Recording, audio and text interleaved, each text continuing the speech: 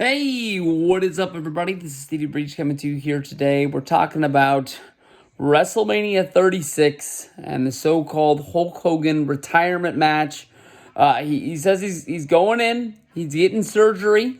That's the reason why Hogan and Flair are not going to be involved in the five-man. I'm not even sure if it's an elimination match at the upcoming Crown Jewel pay-per-view. But Hogan says when he gets done with the surgery, he goes through his rehab, he gets back, he's going to be in the best point of his life, and it's the last time he thinks he can get ready for one more match. He does not want his retirement match to go down with the last match being in TNA. Of course, I think that match was him and Abyss against Ric Flair and AJ Styles on one of the first episodes of Impact when he went live after he joined TNA back in like 2010. But what he is pitching is that he wants a match against Vince McMahon at WrestleMania. Vince McMahon is a crazy son of a bitch that will do anything to make sure that WWE gets the best review, the best exchange on its dollar. And I think that Vince feels that if he can get in the ring and get his ass kicked, even, risk injury to himself, if he feels like that's the best thing for his company and his product, I think he'll do it. The only thing I question is, does Hulk Hogan not remember WrestleMania 19?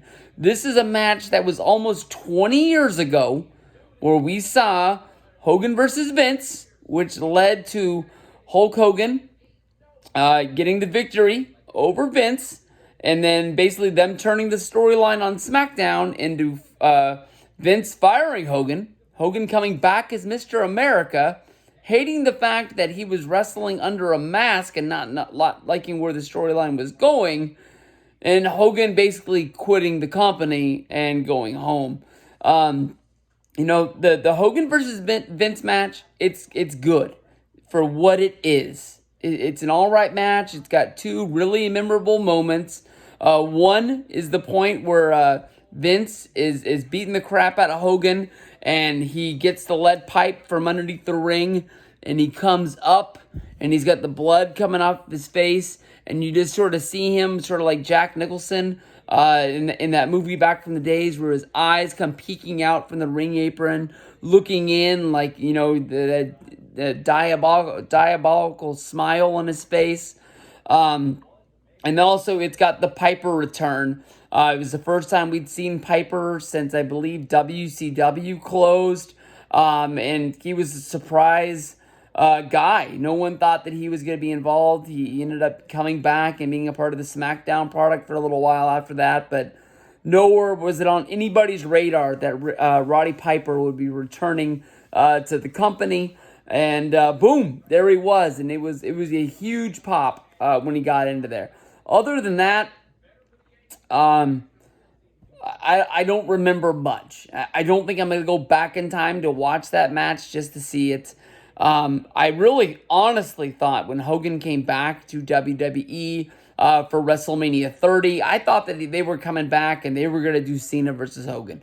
If you were ever going to do Hogan's last match, you were ever going to have a Cena versus Hogan match, that's where it was going to be. I'm sure that if WWE really wants to use a match, for Hogan, Cena versus Hogan might even be the best thing that you could do there. I think that if you hit Hogan in something like you did at WrestleMania 21, where you have some sort of a program where you have like an interview thing that leads to him coming down to the ring, maybe hitting the big boot, or maybe even giving somebody a body slam, hulking up and doing the deal. Hogan most pose. That would really work. Hogan in a match where we're going to see him wrestle for like 10 minutes and we're going to get the typical Hogan match that we've seen where Hogan comes down, he looks strong for about a minute, then he gets beat on for like 12, then all of a sudden out of nowhere he gets the body slam followed by the big boot and the leg drop and the 1, 2, 3 and then him posing for 5 minutes.